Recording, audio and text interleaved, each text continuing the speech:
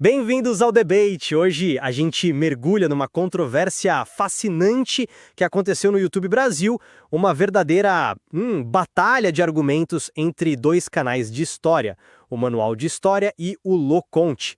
O tema é um dos mais complexos e sensíveis que existem, porque a África, um continente tão rico em recursos, continua a enfrentar níveis tão altos de pobreza.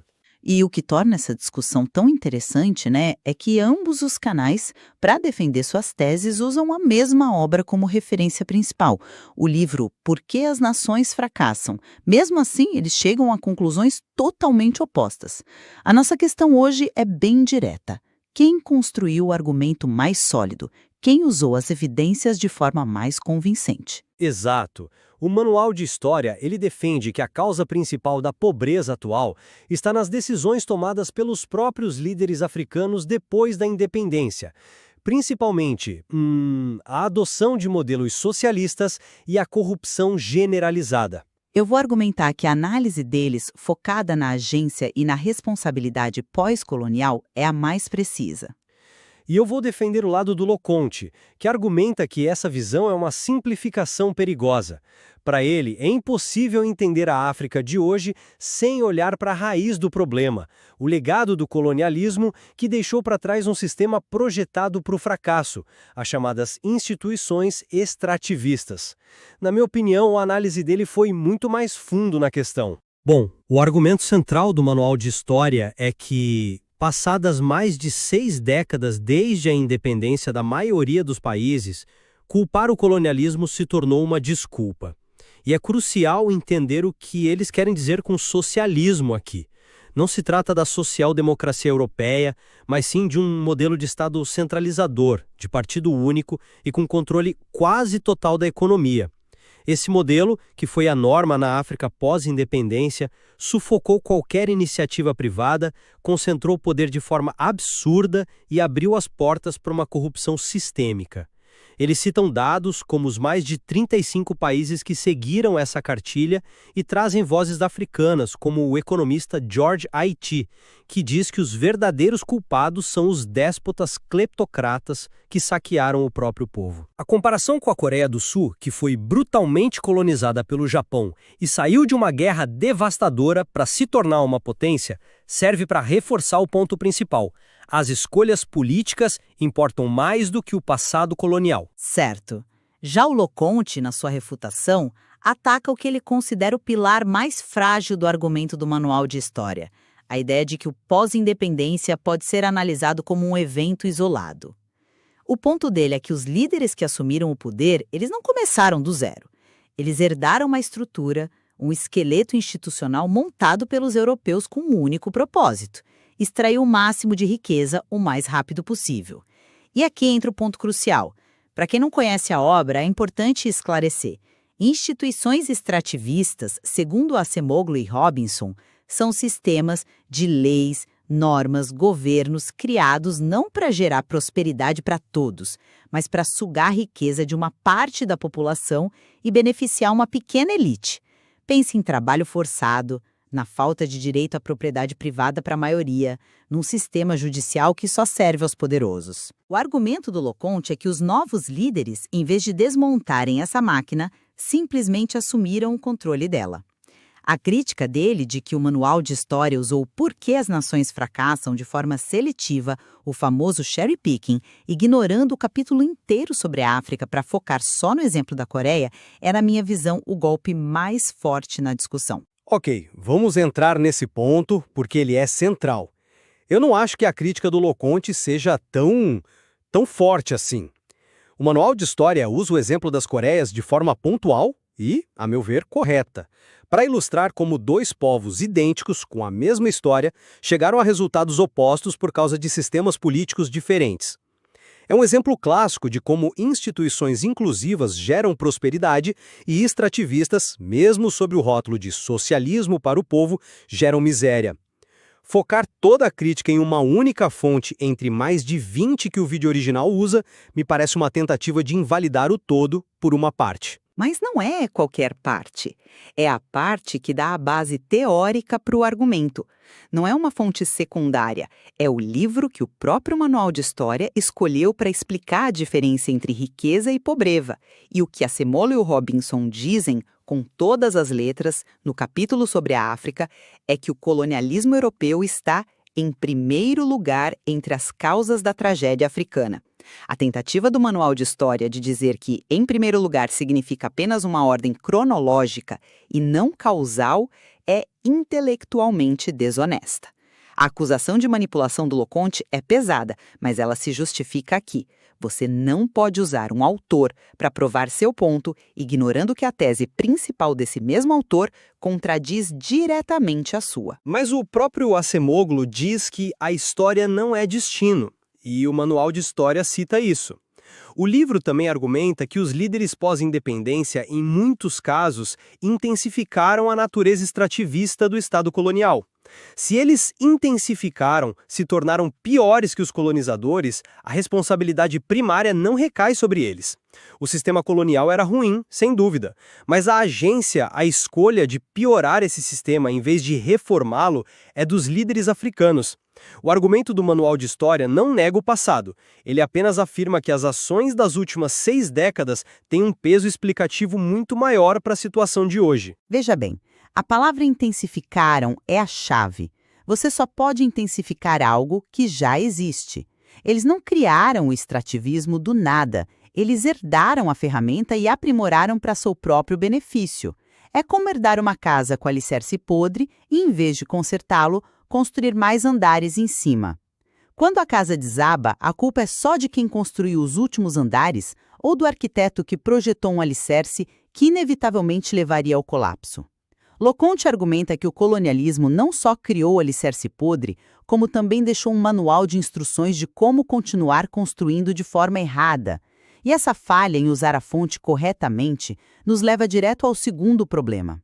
A tentativa de culpar um rótulo, o socialismo, quando a própria fonte que eles citam aponta para uma causa mais profunda. Mas o rótulo não é o ponto. São as políticas concretas. O Manual de História lista os efeitos.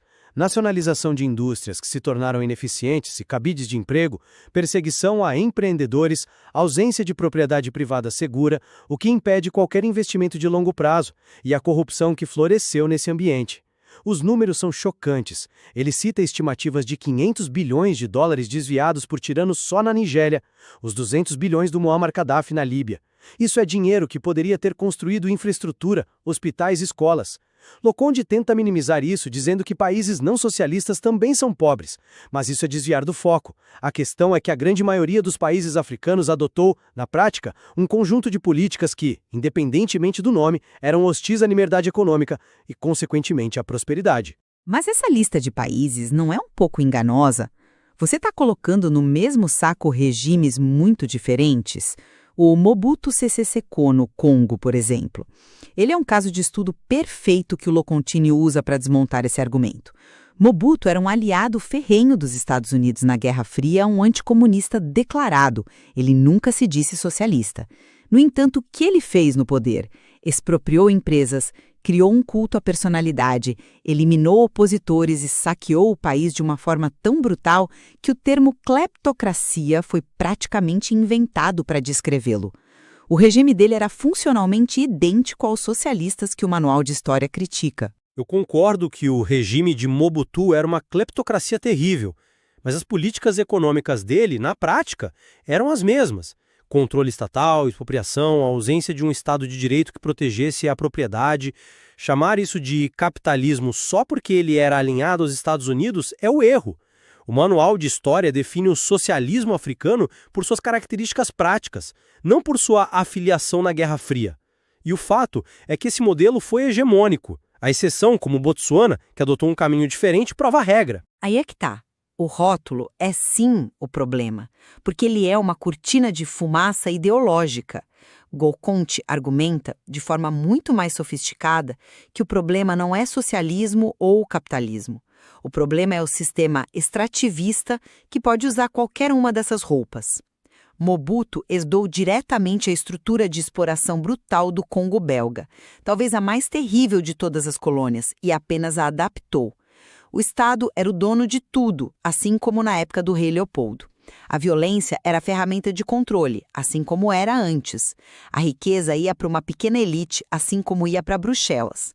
O que Loconte mostra é que a pobreza persiste tanto em nações que se diziam socialistas, quanto em capitalistas com estados ausentes, como a Somália, porque a doença é a mesma, o legado institucional que impede qualquer modelo de prosperar. A discussão sobre socialismo é uma distração da causa real. Mas isso nos leva ao ponto da agência e da responsabilidade, que para mim é o mais forte no argumento do Manual de História. Depois de 60, 70 anos, continuar apontando o dedo para o colonizador não soa como uma forma de isentar os líderes atuais de seus fracassos catastróficos. O vídeo cita autores africanos, pessoas que viveram essa realidade, dizendo exatamente isso. A África tem 40% do potencial hidrelétrico do mundo. Tem ouro, diamantes, petróleo, terras férteis. A má gestão, a corrupção e a escolha deliberada por modelos econômicos que já tinham fracassado em todo o mundo são decisões tomadas por africanos. O caso de Botsuana, que o próprio Acemoglu elogia, é a prova definitiva de que um caminho diferente era possível. Eles tinham uma história colonial similar, mas fizeram escolhas diferentes e hoje têm uma das maiores rendas per capita do continente. O legado não era um destino inescapável. Ninguém nega a agência, o Loconte não nega, a questão é contextualizá-la. O próprio Acemoglu usa uma frase que é perfeita aqui.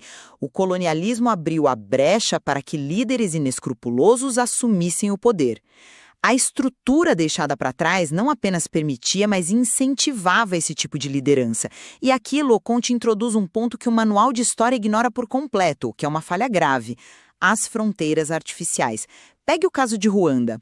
A política colonial belga de dividir para governar, que inventou uma hierarquia racial entre Hutus e Tutsis e favoreceu a minoria Tutsi, plantou as sementes do ódio que explodiram no genocídio de 94.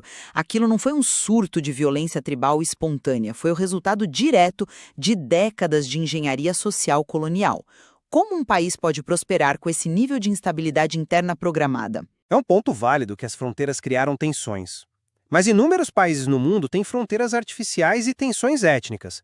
A Iugoslávia, o Oriente Médio, a forma como as lideranças lidam com essas tensões é o que define o resultado. A liderança de Ruanda, após genocídio, por exemplo, tomou um caminho de reconciliação e desenvolvimento econômico que tem mostrado resultados impressionantes, apesar do passado terrível. Isso novamente mostra que a agência e as escolhas políticas podem superar até mesmo os legados mais trágicos. A responsabilidade pela gestão do presente não pode ser eternamente terceirizada para o passado. Mas o seu exemplo de Ruanda pós-genocídio reforça o meu ponto. Foi preciso uma catástrofe de proporções bíblicas que chocou o mundo para que houvesse uma ruptura e a possibilidade de reconstruir a partir do zero. E o próprio exemplo de Botsuana, que você usa como trunfo, na verdade favorece a tese de Loconte. Por que Botsuana deu certo? Acemoglu explica, porque era um protetorado britânico considerado inútil, desértico, sem recursos aparentes. Por isso, a presença colonial foi muito mais branda, as instituições extrativistas foram menos intensas e as estruturas de poder locais pré-coloniais foram mais preservadas.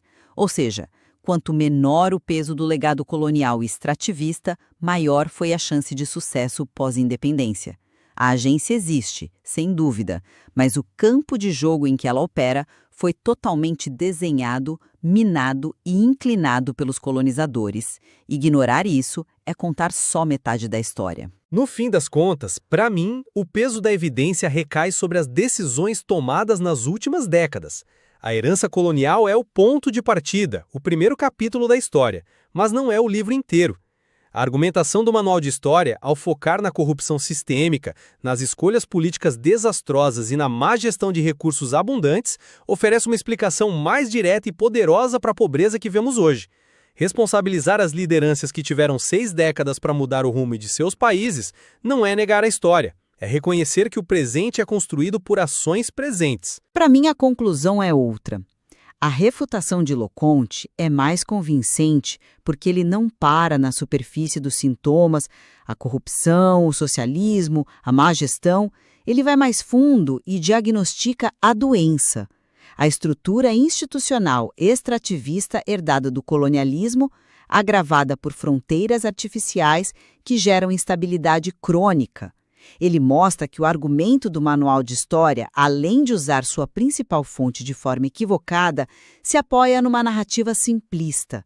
Não se pode analisar a casa que desabou sem olhar para o alicerce defeituoso que foi deixado para trás. A análise do Loconte é mais completa e, por isso, mais precisa. A discussão, no fundo, não é apenas sobre história, mas sobre onde a responsabilidade fundamental reside. Em quem desenhou e construiu um sistema falho ou em quem o herdou e continuou operando dentro de sua lógica perversa. Essa é a questão que fica.